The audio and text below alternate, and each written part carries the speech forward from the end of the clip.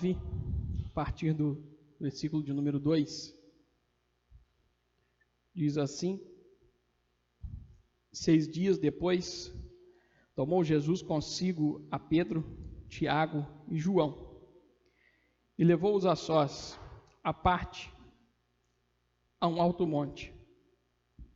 Foi transfigurado diante deles, e as suas vestes tornaram-se resplandecentes e sobremodo brancas, como nenhum lavandeiro na terra as poderia alvejar. Apareceu-lhes Elias com Moisés, e estavam falando com Jesus. Então Pedro, tomando a palavra, disse: Mestre, bom é estarmos aqui, e que façamos 3 tendas. Uma será tua, outra para Moisés, e outra para Elias, pois não sabia o que dizer, por estarem eles aterrados. A seguir veio uma nuvem que os envolveu, e dela uma voz dizia: Este é o meu filho amado, a ele ouvi. E de relance, olhando ao redor, a ninguém mais viram com eles, senão Jesus. Ao descerem do monte, ordenou-lhes Jesus que não divulgassem as coisas que tinham visto, até o dia em que o Filho do Homem ressuscitasse dentre os mortos.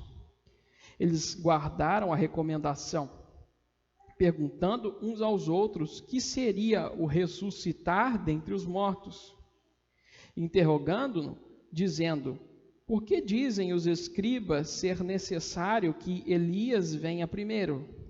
Então ele lhes disse: Elias vindo primeiro restaurará todas as coisas, como pois está escrito sobre o Filho do Homem, que sofrerá muito, será aviltado. Eu, porém, vos digo que Elias já veio, e fizeram com ele tudo o que quiseram, como a seu respeito está escrito. Quando eles se aproximaram dos discípulos, viram numerosa multidão ao redor, e que os escribas discutiam com eles. E logo toda a multidão, ao ver Jesus tomada de surpresa, correu para ele e o saudava. Então ele interpelou os escribas: Que é que discutíeis com eles? E um dentre a multidão respondeu: Mestre, trouxe-te o meu filho, possesso de um espírito mudo. E este, onde quer que o apanha, lança-o por terra, e ele espuma, rilha os dentes e vai definhando. Roguei aos teus discípulos que o expelissem, e eles não puderam. Então Jesus lhes disse: Ó geração incrédula, até quando estarei convosco? Até quando vos sofrerei? Trazei-mo. E trouxeram-lhe. Quando ele viu a Jesus, o Espírito imediatamente o agitou com violência, e caindo ele por terra, revolvia-se espumando. Perguntou Jesus ao pai do menino: Há quanto tempo isto lhe sucede? Desde a infância, respondeu. E muitas vezes o tem lançado no fogo e na água para o matar. Mas se tu podes alguma coisa, tem compaixão de nós e ajuda-nos. Ao que lhe respondeu Jesus: Se podes, tudo é possível ao que crê.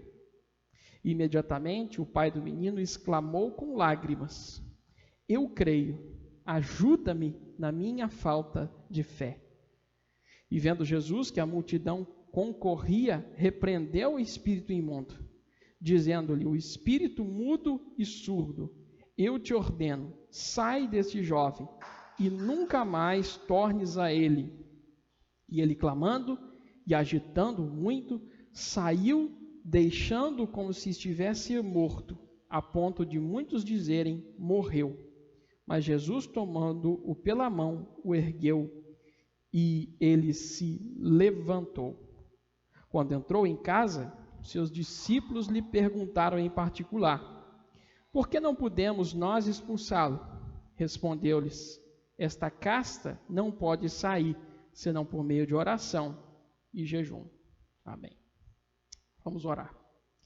Senhor Deus, nós te damos graças, louvores mais uma vez, por estarmos aqui, ó Deus, para buscar o Senhor, buscar a sua face, buscar, ó Deus, ensinamento, direção, instrução da tua santa palavra. Nos dirige, ó Deus, fala conosco nessa noite, nos ensina, pois todos nós carecemos de crescer na graça e no conhecimento do Senhor. Perdoa, Senhor amado, os nossos pecados, nossas impurezas, tira de nosso coração. Nos faz atentos, ó Deus, à tua voz nessa noite. Abra, ó Deus, nossos corações, tira de nós os impedimentos que temos para ouvir a tua voz, as resistências que temos em nós, nossos corações pecaminosos, rudes e orgulhosos muitas vezes. Abençoa aqueles que estão nos ouvindo por meio da internet, aqueles que estão acompanhando essa série de mensagens, que o Senhor os edifique e os abençoe. Em nome de Jesus oramos. Amém. Queridos irmãos, nós falamos na semana passada que começamos um trecho da parte do Evangelho de Marcos que nos fala de forma mais lúcida, mais concentrada a respeito da relação de Jesus com os seus discípulos. E nós podemos ver que um discípulo de Jesus, segundo vimos na mensagem passada, um discípulo de Jesus precisa saber dizer muito bem, muito claramente, quem é Jesus. Mas um discípulo de Jesus não pode simplesmente saber quem é Jesus, ele precisa saber a sua missão e precisa saber o custo que era acompanhá-lo em sua missão. Sendo assim, nós terminamos o sermão passado falando a respeito daqueles que irão pagar o preço por rejeitarem a mensagem do Senhor. Estes serão envergonhados pelo Senhor e diante dos anjos de Deus em sua vinda. E esse trecho termina com uma promessa, a qual nós limos aí no versículo 1 do capítulo 9, que dizia o seguinte: em verdade vos afirmo que dos que aqui se encontram, alguns há de que maneira nenhuma passarão pela morte, até que vejam ter chegado com poder o reino de Deus. E o que se sucede logo após essa promessa é a passagem famosa e conhecida que nós temos aí em muitas de nossas Bíblias, com o título, de A Transfiguração, em que Jesus apresenta a sua glória aos seus discípulos. E nós temos basicamente aqui esses dois grandes eventos, nesse trecho que exporemos nessa noite. A transfiguração de Jesus e o encontro de Jesus com aquele homem, com aquele pai, que desde a sua infância, desde a infância do seu filho, o tinha como um menino endemoniado. E nós aprendemos, meus irmãos, algumas coisas muito importantes a respeito do discipulado dessa passagem também. Nessa passagem nós aprendemos, no mínimo, meus irmãos, algumas razões pelas quais discípulos de Jesus fracassam.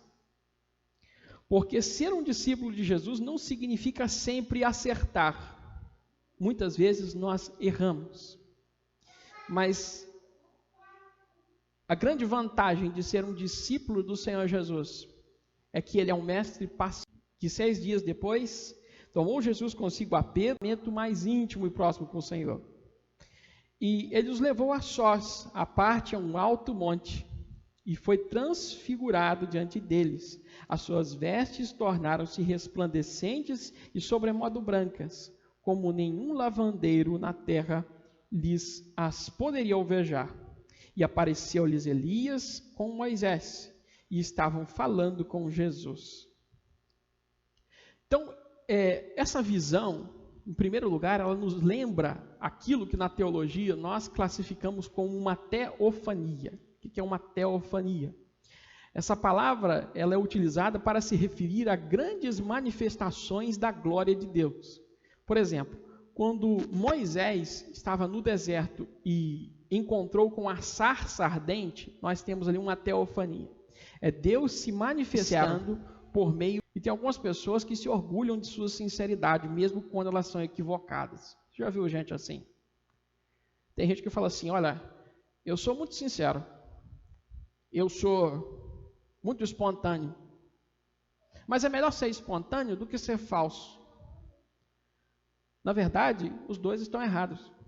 Alguns até falam assim, olha, é melhor ser Pedro do que Judas.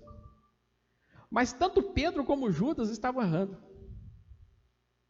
A diferença de Pedro para Judas é que Pedro se arrependeu dos seus pecados e Judas não. Não há, meus irmãos, nenhum orgulho, não há nenhuma honra em dizer que somos extremamente transparentes e falamos tudo que vem na mente. Porque Provérbios nos diz que até o tolo, quando se calar, será tido como sábio. Muitas vezes precisamos nos calar. Muitas vezes precisamos silenciar não só nossa boca, mas nossa mente, nosso espírito, para que nós possamos ouvir a Jesus. Assim como Deus disse, esse é meu filho amado, a ele ouvi. Nós não ouvimos a Jesus, não o escutamos, porque estamos falando demais. E como Deus nos ensina, ajuda aqui lá a derrubar o violão. E como Deus nos ensina, até mesmo com o filme. Essa semana eu estava vendo um filme com a Casey, aí um treinador, um lutador de boxe, estava falando lá para o aluno dele, falou assim, olha, você está falando demais. E quem fala demais, não escuta. E quem não escuta, não aprende. É necessário parar de falar para poder aprender. Pedro aprendeu essa lição. Não nesse momento, mas teve que aprender, meus irmãos. E nós também precisamos aprender a lição do silêncio. A lição do ouvir a Jesus. Ouvir, meus irmãos, implica humildade, submissão.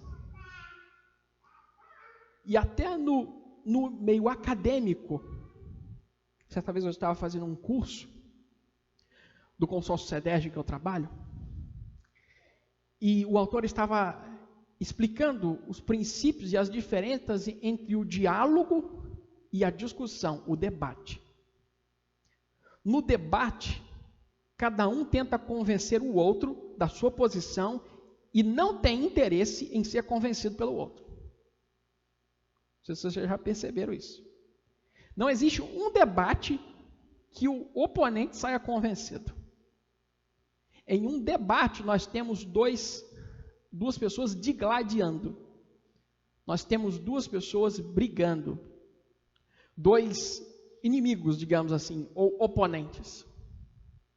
E as suas propostas é mostrar às pessoas que acompanham o debate de que o seu oponente é ridículo, que suas afirmações são ridículas, são tolas. Mas no diálogo, algo diferente acontece. No diálogo, ainda que nós discordemos da pessoa que nos fala, nós nos calamos, para que ao menos nós possamos ouvir. E talvez depois de ouvir, repensar os nossos conceitos. Nós precisamos ouvir a Deus, meus irmãos. E gente que muito questiona, que muito fala, nunca aprende e sempre apanha. Mas tem gente que sabe de tudo. E gente que sabe de tudo não precisa aprender. E essa é a primeira razão, meus irmãos, por que discípulos fracassam. Porque não querem ouvir a Jesus. E não ouvir a Jesus significa não ouvir a Deus. E não ouvir a Deus é algo muito sério. porque rejeitar a verdade de Deus é negar o justo juiz, que estaremos todos diante dele algum dia. A segunda razão, meus irmãos, pela qual discípulos fracassam, é por não entenderem os sinais à sua volta. No versículo 9, os discípulos estão descendo do monte e ordenou-lhe Jesus que não divulgassem as coisas que tinham visto, até o dia em que o Filho do Homem ressuscitasse dentre os mortos. E eles guardaram a recomendação, perguntando uns aos outros o que seria o ressuscitar dentre os mortos. E interrogaram-no, dizendo: por que dizem os escribas ser necessário que Elias venha primeiro? Então ele lhes disse: Elias, vindo primeiro, restaurará todas as coisas, como, pois, está escrito sobre o Filho do Homem, que sofrerá muito e será aviltado? Eu, porém, vos digo que Elias já veio, e fizeram com ele tudo o que quiseram, como a seu respeito está escrito. Veja só, meus irmãos. Aqueles 3 homens acabaram de ter visto a glória de Deus. Eles acabaram de ver a revelação de Jesus. Se eles estivessem atentos à visão e às palavras que Jesus estava dizendo a eles até ali, eles entenderiam que o reino de Deus ainda não havia chegado com o seu poder e glória completos. Mas porque eles são lentos em entender e a juntar as partes, eles não entendem. E eles ficam ali discutindo entre si. Mas Elias não teria que vir primeiro? E eles perguntam a Jesus, olha, e Jesus vai dizer, olha, Elias já veio. Assim como o Filho do Homem haverá de sofrer, o Elias veio, ele já sofreu. E quem que Jesus está falando? Jesus está falando de João Batista, que veio no poder e no espírito de Elias. João Batista era o Elias prometido. Não iria vir o próprio Elias, não era o Elias que ia ressuscitar. A profecia se referia a um profeta que prepararia o caminho para a vinda de Jesus. Mas eles não conseguem entender. E isso me lembra mais uma vez aí a figura do discípulo cabeçudo, discípulo teimoso. Que é aquele discípulo que ele vai na primeira aula, mas ele já sabe tudo. E eu já pratiquei taekwondo, hoje estou meio enferrujado, mais gordo um pouquinho, preciso voltar às minhas atividades físicas, mas era interessante quando chegava um aluno novo, que era aquele faixa branca que a gente falava, e o cara, em vez de aprender alguma coisa com o mestre, ele já chegava lá sabendo tudo. Ele sabia como é que fazia o chute assim, o soco assim, e ele queria ensinar os outros. E, na verdade, ele era uma piada para todo mundo que já estava ali. Ele era cômico. Porque ele não sabia e ele queria se mostrar como alguém que sabia. E por ele querer mostrar que ele sabia, ele não aprendia nem o básico que era necessário. E nós vemos isso aqui, meus irmãos, mais uma vez. E nós temos esse mesmo risco. Nós estamos, meus irmãos, vivendo um momento em que Deus está sinalizando para nós. Muito mais, eu diria que Deus está gritando. Eu não estou dizendo que o coronavírus, que essa pandemia, é um cumprimento específico de alguma promessa bíblica, de alguma profecia bíblica. Mas à luz da soberania de Deus, nós podemos entender que Deus está trazendo algo sobre nós para que nós venhamos a refletir. Venhamos a repensar como nós temos vivido. E quantas vezes, meus irmãos, Deus não dá circunstâncias de vida para nós, para que nós venhamos a refletir. Alguém aqui pede a Deus luta? Alguém aqui pediu a Deus, Senhor, traga o coronavírus sobre nós, traga uma pandemia, alguém diz assim: Senhor, me faça pobre. Ou Senhor, traga provas e dificuldades, ninguém pede. Mas mesmo assim, Deus nos dá. E nós devemos nos perguntar por que Deus está nos dando essas coisas. Porque Deus quer nos ensinar. Deus quer nos ensinar que o nosso exemplo máximo, que é Jesus, sofreu. E que nós, na nossa vida, teremos aflições também. Lembra aquele texto que diz assim: olha, se passares pelo fogo, não te queimarás. É assim mesmo que diz o texto? Não. Quando passares pelo fogo. O texto não diz se passar, diz quando passares. Significando que nós passaremos. O povo de Deus passará por tribulações. O povo de Deus tem um chamado a se desvencilhar, a deixar os seus afetos por esse mundo, por essa vida, por esse sistema econômico, pelos seus confortos e se apegar ao Deus que tudo provê. Mas quando o nosso coração está preso nos confortos da vida, quando o nosso coração está preso nos confortos, nas benesses da vida, nós não entendemos o que Deus está falando. E na verdade muitos não estão vendo, inclusive, que as bênçãos vêm de Deus. Que se nós temos alguma coisa, é porque Deus nos deu. Mas quantos não conseguem entender os sinais de Deus? Quantos estão ainda na expectativa de falsas profecias, porque não aprendem o que a palavra de Deus nos promete?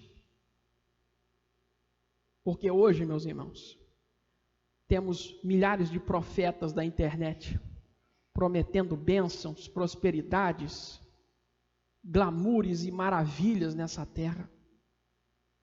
Outros profetizando desastres incríveis, coisas que Deus nunca os permitiu de falar, mas com arrogância falam, e depois se desculpam, e depois tentam se ajeitar, e as pessoas continuam crendo na mentira, porque não abrem os olhos para crer na palavra que Deus já nos deu.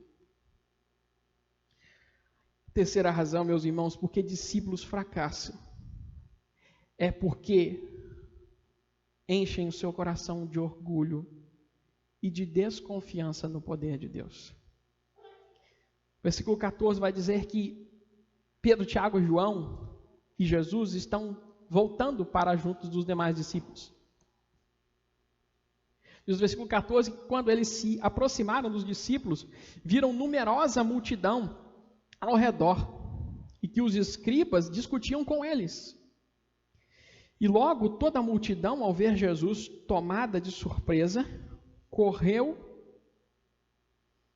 para ele e o saudava.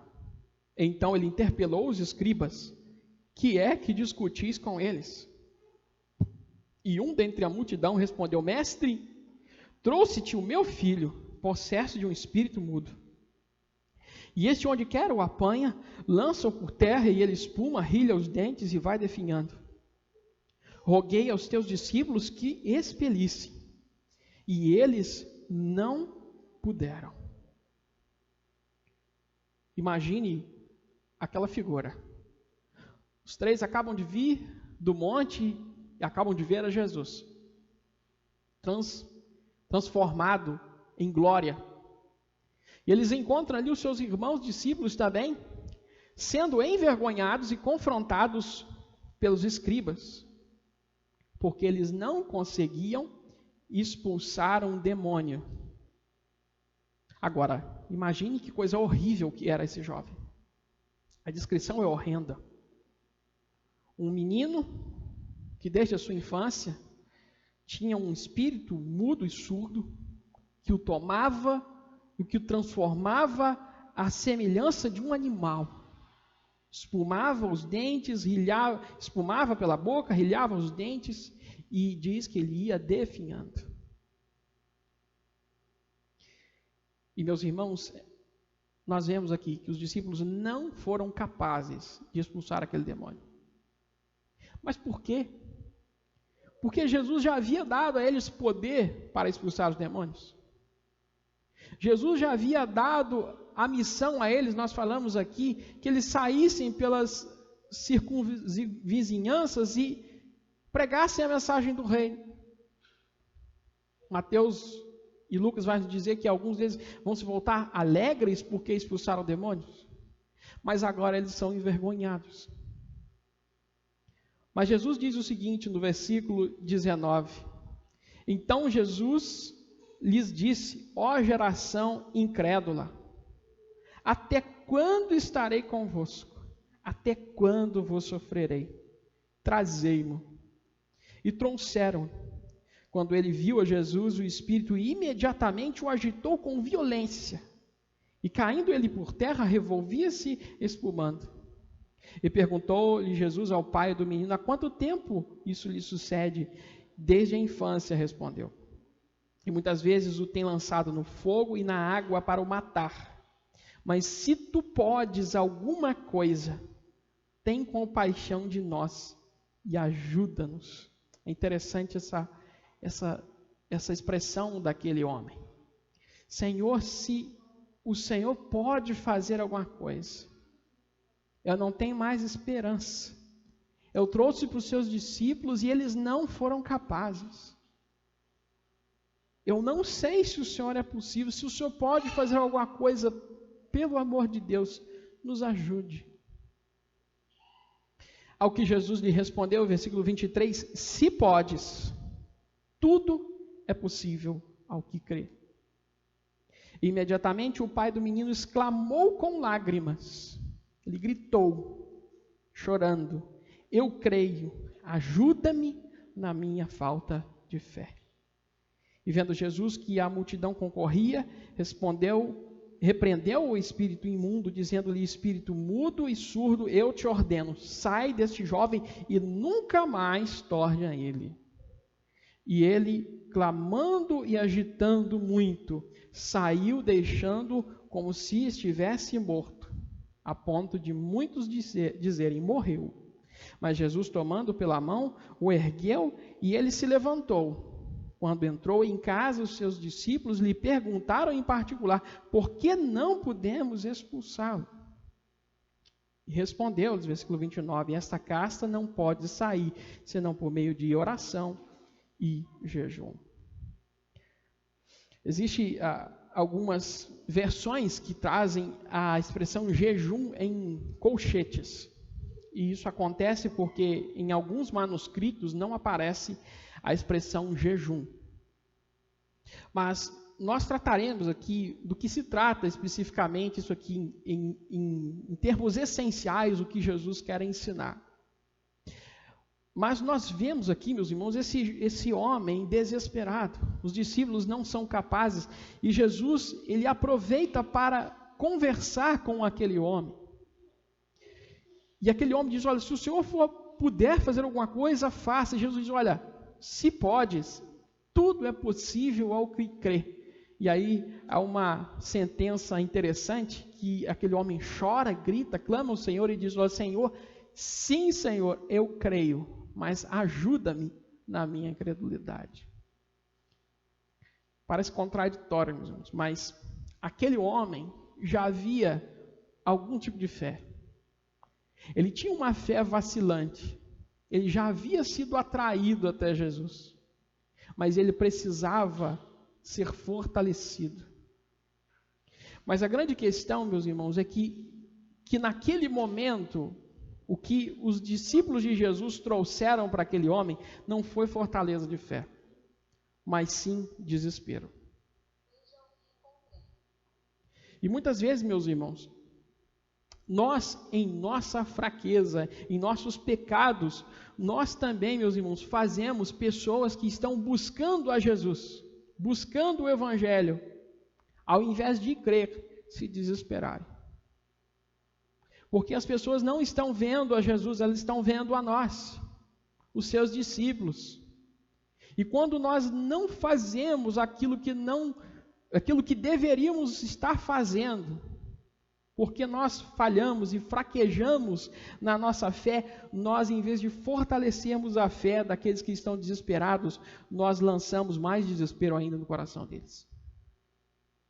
E essa, meus irmãos, é a grande importância de nós termos uma igreja bíblica, uma igreja saudável.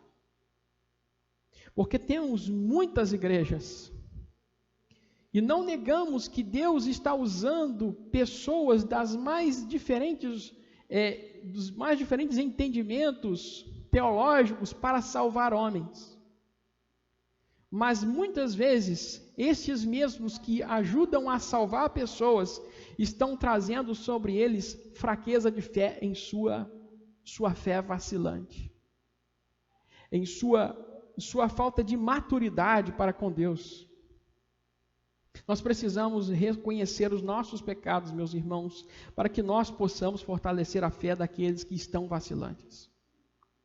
Nós que já conhecemos o Senhor, que temos andado com Ele, precisamos olhar para nós e avaliar as coisas que estamos fazendo para se nós não estamos lançando tropeço sobre a vida de alguns.